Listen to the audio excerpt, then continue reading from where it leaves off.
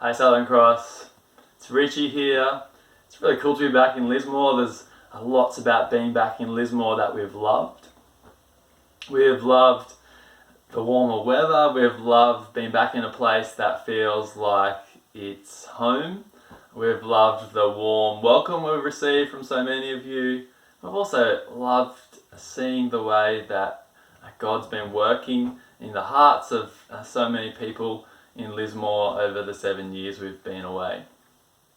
There's lots we've loved about being in Lismore, but at the same time, it's also been a difficult time to return in some ways. There's been the sudden spread of COVID, and there's so many unknowns about the future. And I feel like for a lot of us, there's been an undercurrent tension or anxiety over the last couple of years that's probably only grown over the last few weeks with all the increase in cases. And I've got two things to say, and they're both in that space. Firstly, from this Sunday, we're going to begin live streaming the 9:45 a.m. gathering.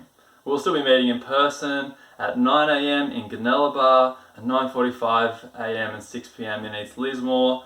But if you're not comfortable attending one of our gatherings in person due to COVID concerns, there'll be an option for you to join in by watching on the live stream on Zoom at 9:45 a.m. Now, with all the unknowns about the future and the rising tension in many of us, the second thing to say is this: God's really still on the throne. Psalm 27:12, it says, "The Lord is my light and my salvation, whom shall I fear? The Lord is the stronghold of my life, of whom shall I be afraid?" David there talks about the Lord as his stronghold. When you're in a stronghold, the enemy might try and get at you, but they can't. The walls are too high, the gates are too firmly shut. It's a stronghold, it's safe. And God himself is our stronghold. Let's keep finding refuge, real refuge in him, no matter what we're experiencing.